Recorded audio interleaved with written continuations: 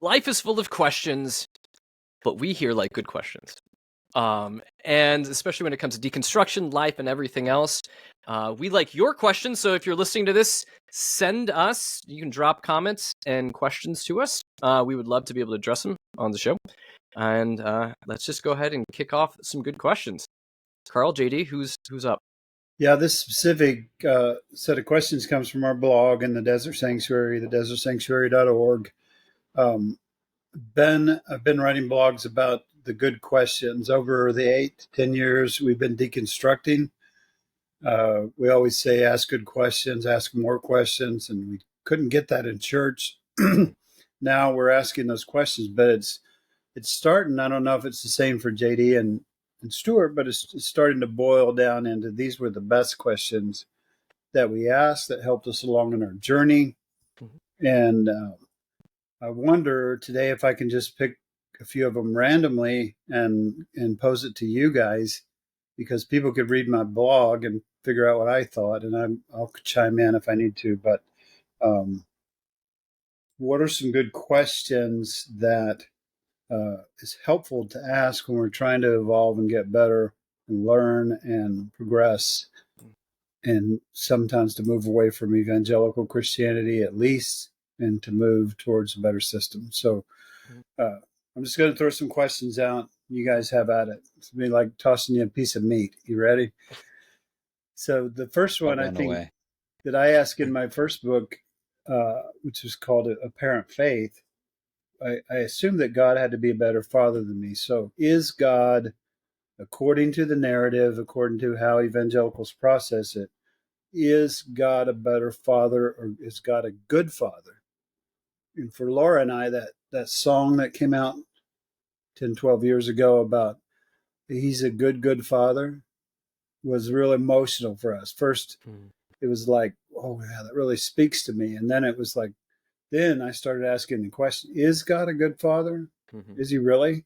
So what do you think? Are we framing this from like the evangelical lens of things, or are we framing this in that? So is the evangelical God, the way they read scripture, is that God a good father? Yeah, I would say according to the narrative. Okay. Comma, is God a good father? No. Seconded. All in favor? No, I mean, I would just push back. Okay, we're not going to dive too deep into pushing back on this, but yes, the notion of God as a father, that's constructed. The maleness of God is constructed by evangelicals. But if you look at God as a father-like figure, especially Old Testament, if that's where we're going to try to pull that from, no, God doesn't give good instructions. God gets pissed off. I feel like he's unclear in a lot of areas, if that's what we're strictly going for. So yeah, I think a parent that's a moving target and that has a penchant for random bits of rage when his cup runneth over, I mean, I would think that God is not a good father in that narrative. Yeah. JD? I would say, yeah, I would tend to say probably not the best. I certainly wouldn't be a huge fan. But I would say, like, sometimes, like the Old Testament, God is kind of based like as a hairless on the head person, as a bald person. I would say 2 Kings 2:23 through 24 is pretty based. Like, it's, retributional, but it's like kind of cool, right? Like, do you guys know this verse? You're talking about the bears? Yeah. That's like, I mean, it's horrible. Like, what a bear basically thing. Wait, explain it so people know what we're talking about, so we're not just being weirdly obscure. Yeah. This is always, I'm obviously, this whole thing is tongue in cheek, but this is like my favorite verse. When people are like, what's your favorite verse? And like they're expecting like John 3:16 or something. I always go, oh, it's 2 Kings 2:23 through 24. And they're like, what's that? Because no one knows what that is. But it's, then he went up there from Bethel, and as he was going by the way, young lads came out from the city and mocked him and said, go up, you bald head, go up, you bald head. Then he looked behind him, and he saw them and cursed them in the name of the Lord. Then two female bears came out of the woods and tore up the 42 lads of their number. Like, what? That's a sick verse. That's like so metal. But anyway, no, that's not cool. If I was back when I go back to the U.S. and if some kid comes out who's like a 12-year-old kid and is like, "Hey, Baldy," and my dad was like, "Go get him, Bears," and just mauled a bunch of kids, I'd be like, Jesus, like that was unnecessary. That was too much. Calm down. Yeah. I don't think we could have sat down and talked to them about male pattern baldness or something, but that's. But if you think about it, though, the dad in that situation is pretty smart because, I mean, you know, who's going to come after the dad? Like, if it was like, you're bullying my kids or you're doing this thing, I'm going to threaten you. Otherwise, the bear did it. You know, I don't know. That's true. Plausible deniability. Very smart. Yep. Yeah. Smart guy. A monster like First King, God. if you back up a book into First Kings, there's the idea of fire from heaven. It was Ahab, King Ahab, whatever. Anyway, God was upset because the king didn't consult him. So God was upset and sent the prophet, and wave after wave of people were killed, 50 at a time, I think, something like that, because he kept sending fire down from heaven to destroy them all. That was the narrative. That was the story.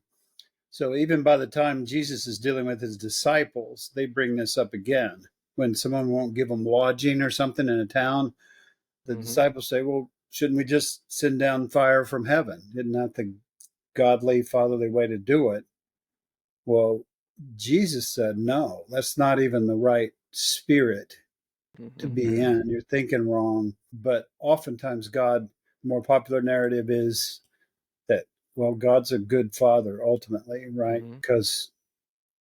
But the more that narrative plays out, the worse it is. God can't have a worse temper than I'd have. He can't be more retributive than me. Yeah. What? And you can see it in like the kind of like the gruff, like badass, maybe alpha male to keep everything in continuity line of like the like dads who wear the shirts that like, you touched my daughter, like I've been to prison, like that kind of shit, where it's just like, and then it's like, how is your daughter going to turn out when you're just like, any guy that ever talks to my daughter, like I'm going to fucking fight you. Like, then those girls, when they get out of the house, hate their fathers. Like, it's like, it is unsurprising that the same thing would happen in the church when you have a vengeful, vindictive, like God who constantly, like Stuart was saying, moves the goalpost,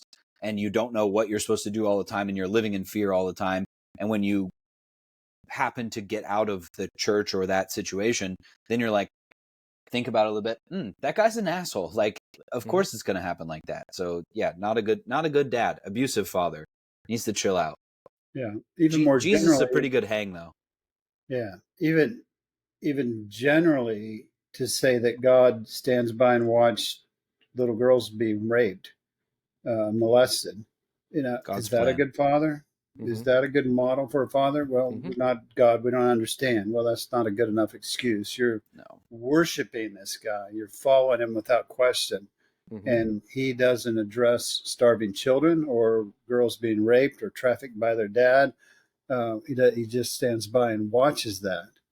And then some weird denominations twist that into, well, maybe it was your fault that you got raped because you wore the wrong dress. All of that doesn't seem like me as a father, and I maybe was a good father, but I don't think I'm exceptional. But I would expect God to be more mature and better than me, and the narrative doesn't play that out, even in denominations that we might be closer to agreeing with.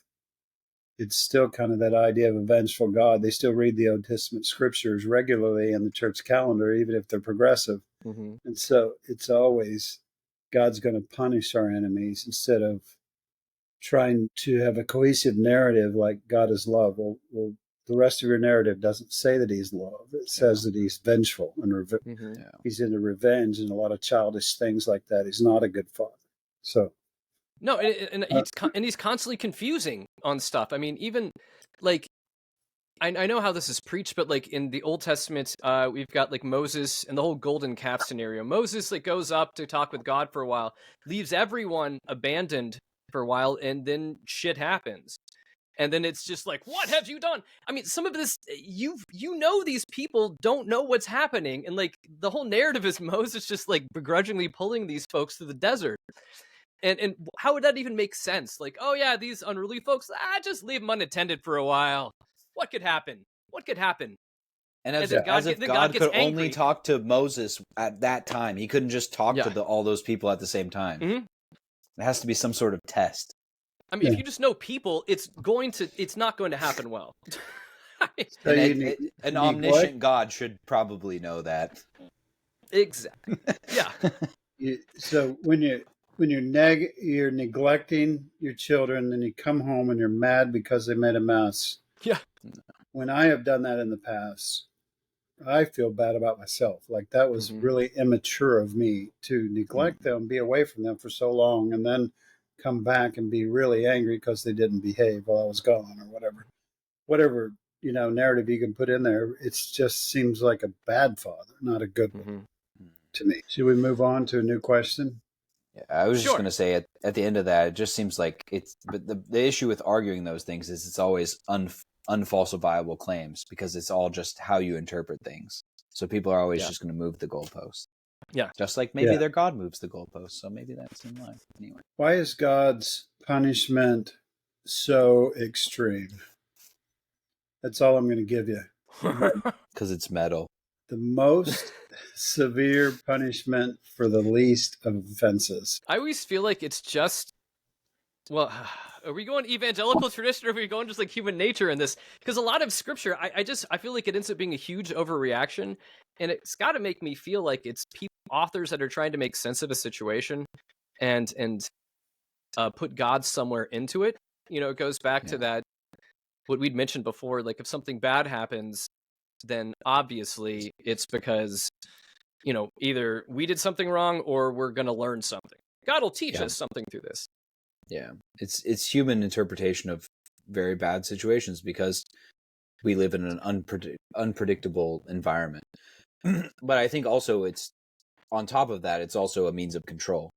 If for the slightest infraction you are obliterated, or even worse, like, I mean, that's like considered like the woke liberal interpretation is that you're just destroyed. Like the more like traditional sense is like, well, traditional in terms of like, I guess like the past 150 200 years or so, is like you have eternal conscious torment. Like, holy shit, like that's pretty bad. You're just going to have your flesh ripped off every day for the rest of your life. Like that's pretty disproportional, I would say. Yeah. So the narrative is that if JD, my son, who's here, stole a piece of gum, right? He's sinful. Now he's worthy of hell, is what pastors used to tell me. Which that statement were bad. I would say I'm pretty worthy of hell. And so, in hell to them means eternal conscious torment. When people say, well, if you don't believe in hell, how does any of it make sense? And I say, exactly. Because none of the rest of it makes sense without that fear factor in there. And I think when Jesus said hell, he was obviously talking about the trash dump.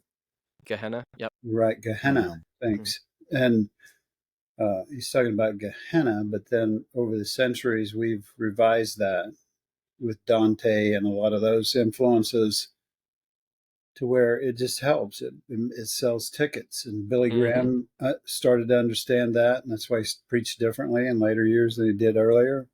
It's why we assign, the satanic panic, the communist fear, whatever that was called, and all those things we add along the way, just pollute the doctrine of there's probably a root reason for. I think I'm jumping topics here, but I think all of it goes back to what you're talking about right here is what I was saying is it's methods of control, whether it's like you were talking about the Red Scare. That's a way to ensure patriotic workers don't rebel and go quote unquote socialist or communist, and push back and try to get better working conditions. And I'm not arguing for like USSR style communism, because that was also equal.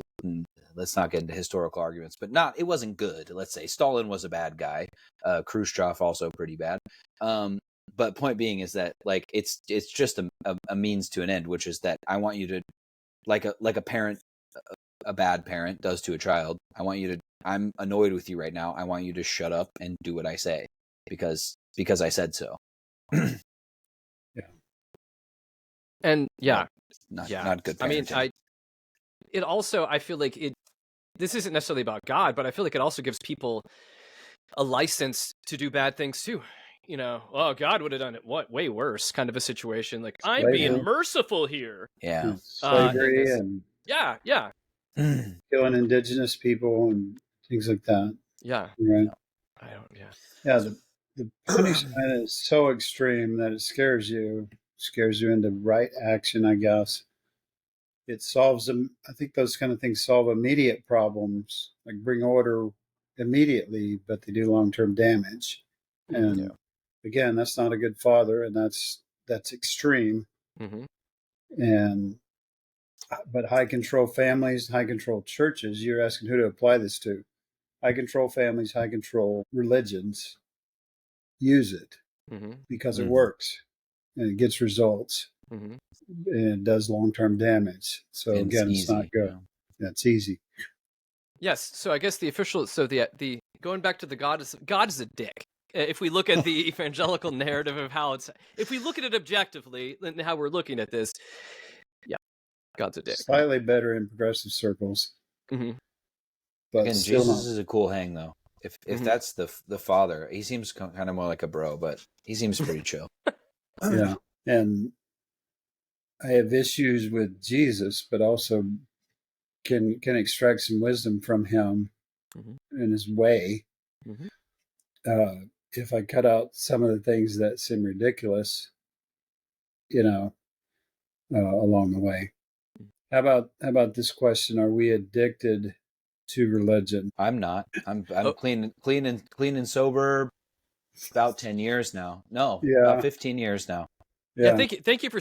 Can you stop sending me like jars of your piss, JD? I don't know why I keep getting that in the mail. Need you to test them, Stuart. It gets hung up in customs. They just like, what is this? I'll send you hair follicles from now on. Okay. I don't have many of them, so they're precious. Please take care of them. Okay. I'll end up with a large mat that I can snuggle with at night over time. Yeah. Sorry, well, are we addicted to religion? Yeah. Not in general. Yes. I think people are addicted with being told what to do.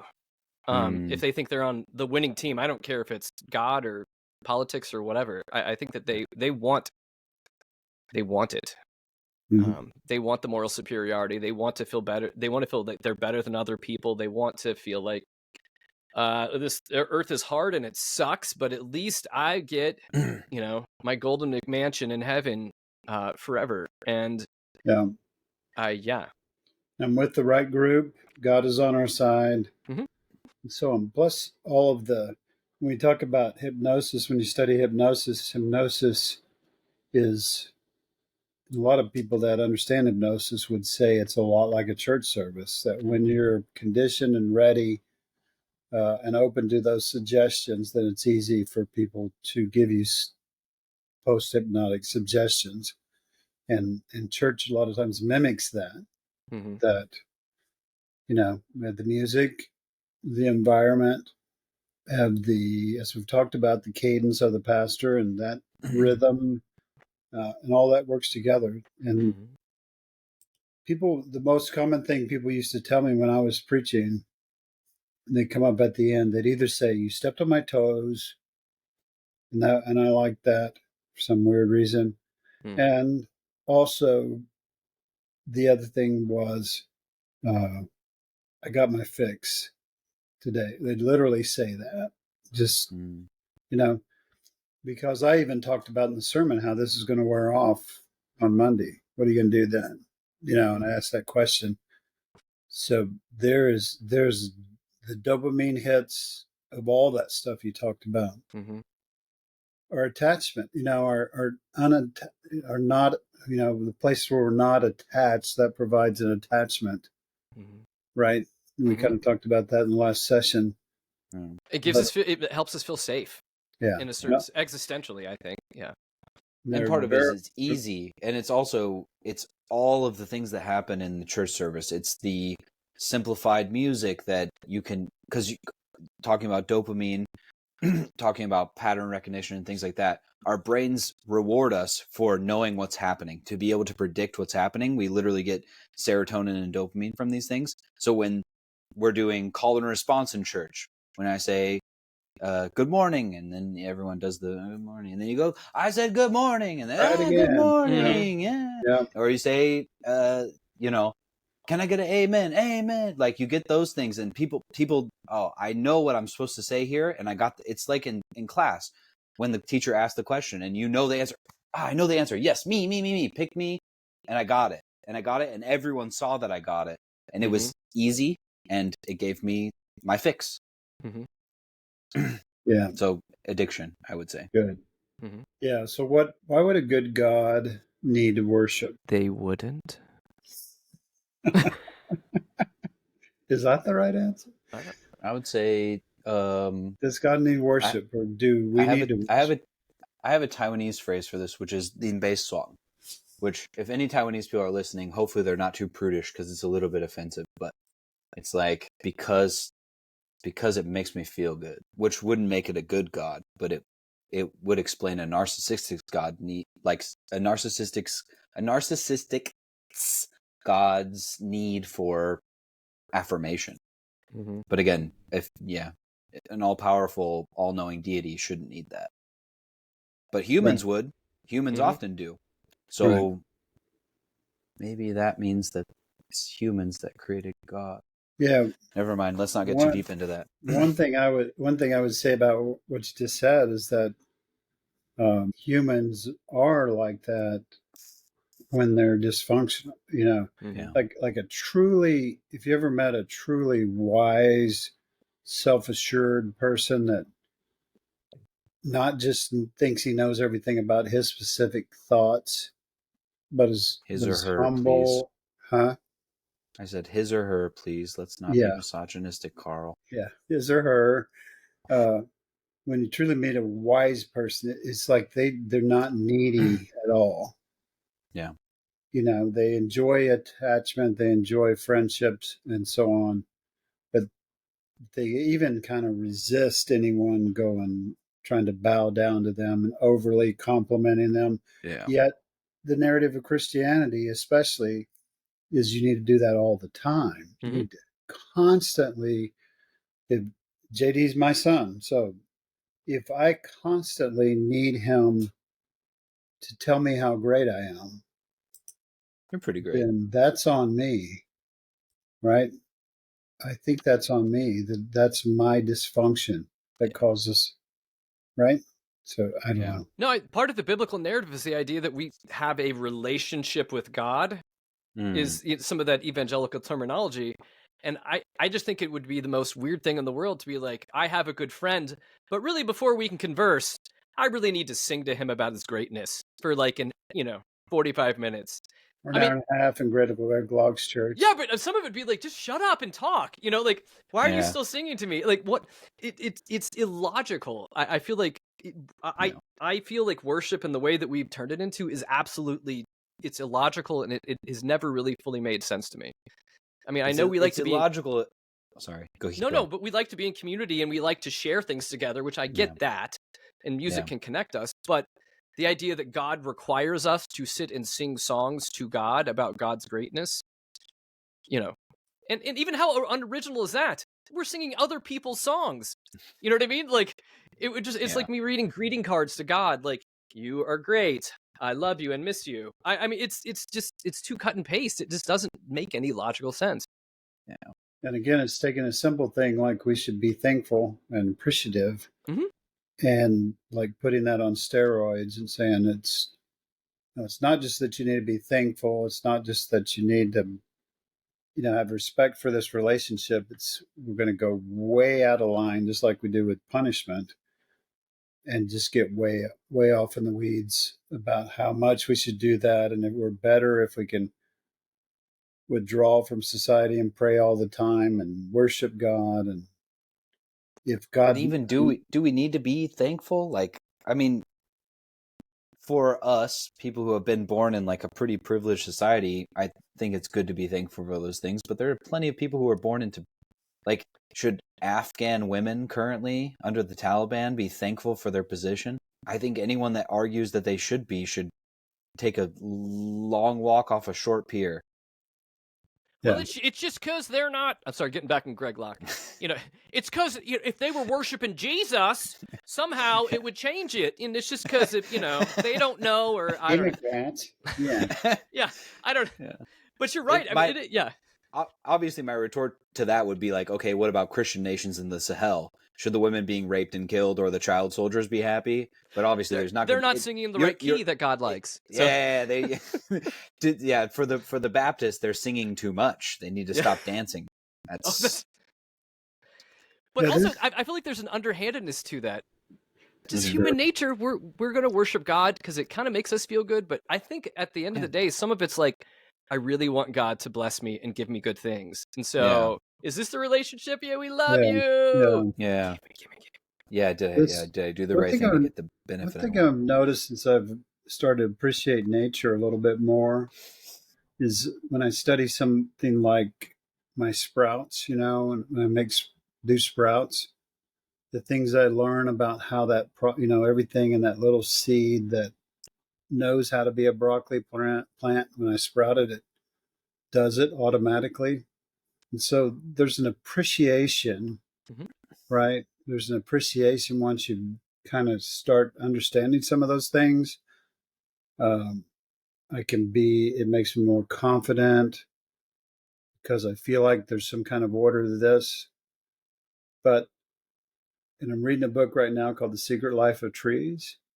Which talks about how trees grow and how they help each other, and the networks of stuff underground and so on, how they communicate with each other. And all that helps me appreciate it, but say, well, I'm just unworthy, and to be that kind of grateful. Like I would be nothing without you. It's different than saying I'm better because of this relationship, or that I understand this now, or I appreciate this about you. It's totally different than what God seems to want based on the narrative. Well, it prevents you. Go ahead. It just prevents us from working through a lot of the things that we have to deal with, like realizing that we actually are worthy because we've done good things, and we're like that kind of negative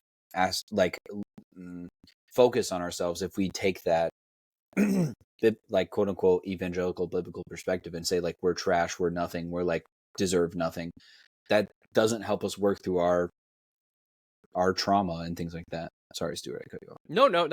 I mean, on that's also more trauma fuel. If like when we mentioned in another session, Carl's talking about the importance of attachment and stuff too.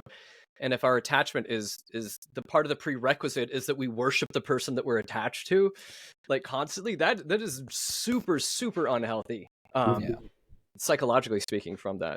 But I was going to say, it reminds me, I mean, what is worship? Would be the larger question too. It reminds me, like I can't remember the exact verse, but it's in Amos.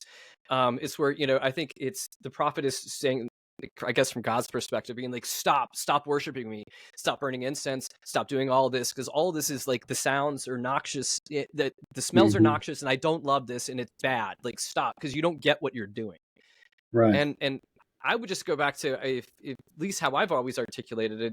Isn't worshiping God really just loving others and like caring for the earth? I mean, I would think that would be a far more integrated way of worship, would just be kindness, goodness, and also just care for things around us. I would think that would be far more effective worship than sitting and singing songs. Yeah, but it doesn't work with the typical model of Christianity. No, it's not sexy at all when I'm talking because about it is. it. Well, it also doesn't bring in the money. But You don't it come kind into of the sanctuary, you don't give your money, you don't give your volunteer time. Mhm. Right. it makes me thinking about going back a long ways to like Greg Locke or these other like mega church pastors that talk about like, well, it's the blaspheming of like the fact that we allow gay marriage and things like that. That's why we have these natural disasters, as if it's not climate change. But even aside from that, if it was divinely inspired that we have these kind of climate disasters or natural disasters or violent crimes that happen, wars, whatever, wouldn't it be for me reading the Bible, or at least especially reading Jesus's teachings, like it seems much more likely to me that blaspheming would be a person saying, I don't want to sit in a metal tube with demons, so I need a private jet. So poor people should be giving me millions of What's that dollars. guy's name? Kenneth Copeland. Kenneth Copeland, yeah. Copeland. Okay. You've That mentioned that several is times, but that video is like, if you want to see a demon on TV on screen, that's a picture of a demon on TV. yeah. That guy is a anyway. But that is much in my opinion, whatever it's worth, that's much more blasphemous than someone saying God damn it or Jesus Christ. Like using the Lord's name in vain, that's much more egregious in my opinion than it is to like just say the name as a epithet or whatever. Yeah, indeed. Hey, how about for the last question, I give you 3 questions and you can pick one. Okay, we'll pick one. Lightning round. And The last we'll question. close out with this lightning round. Okay. The 3 questions are, what do I fear? Who taught me that? What do I fear and how do I fear it? That's a good question to ask. What do I fear and why am I afraid of it? Who am I? What's my identity? We talked about authenticity and so on. This is more than 3 questions. You tricked us. No, there's 3. What do I fear? That was so many questions. Wait, are you saying we get to pick one of these, or we have Hold to? on, Or this is a 3-part question? You can pick one. We get to pick okay, one. okay. Oh, okay. So what do I fear? The fear? first one is, what do I fear? Okay. Okay. The second one is, who am I? Okay. Okay. The third one is, what do I fear? Going back to the stuff wasn't we that talked the first question? No, feel. Oh, feel. Okay, sorry. I apologize. My mouth doesn't always work. So what do I fear? Who am I? And what do I feel? I should have alliterated them all and made them match, but that would be even more confusing. What do I fear? Who am I? And what do I feel? Okay. What do I fear? What do I feel? Who am I? Let's do it. Okay, so I pick one for myself. One of the 3. Okay. I could probably rope it. Who like fears, and I think fears and trauma, as we were talking about stuff. I mean, if I boil it down to, I would say that one, religion taught me to fear everything, or a lot of things, myself primarily, because even a thought I had, God's listening and all of these other kind of things. But I think that one of the hardest fears that I've dealt with, and I still have to work through the trauma of, is that I'm not enough.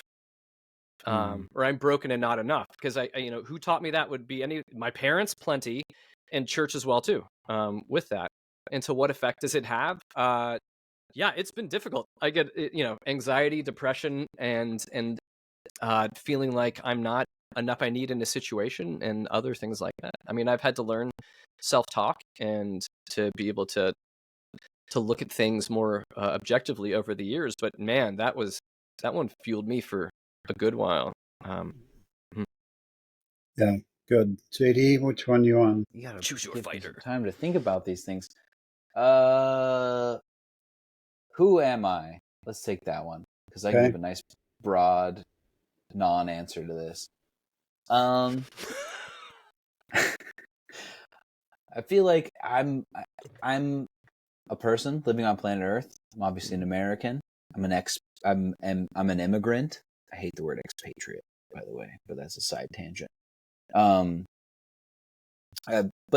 I think, I guess, more to just talk to that. Like, I think it's an interesting question that we could probably do hours on. But I think it is important to ask ourselves what we are, and to make sure that is not based on these kinds of things that we've been talking about, I guess, for the past 2-3 hours, that they're not based on like things like shame and what is bad about me, but like what really constitutes who I am and like what I value about myself, and to take like a more positive view of that. Yeah. Again, non-answer, but It's a real That's a good important answer. question when you go through deconstruction, because after you abandon some of your beliefs and start to change, there's definitely a PTSD to that of who am I, what do I do, where do I go, what do I do on Sunday morning, what do I really like to do, yeah, what do I really believe, before the indoctrination, what's true, who am I, and that hopefully eventually results in more authenticity. Mm-hmm. I'm going to go with what do I feel. So religion says to ignore my feelings, emotions don't matter, and just handle it. But this guy named Eugene Genlin said, what is split off or not felt remains the same. When it is felt, it changes. Most people think that by not permitting their feelings or their negative ways, they make themselves good. On the contrary, that keeps them in a negative state. The same from year to year. A few moments of feeling it in your body allows it to change. If there is in you something bad or sick or unsound, let it inwardly be and breathe. That's the only way it can evolve and change into the form it needs. So, anyone is telling you that your feelings don't matter, your emotions don't matter, is not thinking right, I don't think, in my mind. But it is a very real result of being in religion for most of our lives, that we're gonna just diminish our feelings and not think that what we think is valuable because someone's telling us what to think, and they just want us to leave the emotions out of it because it's too hard and messy, like we said, to deal with.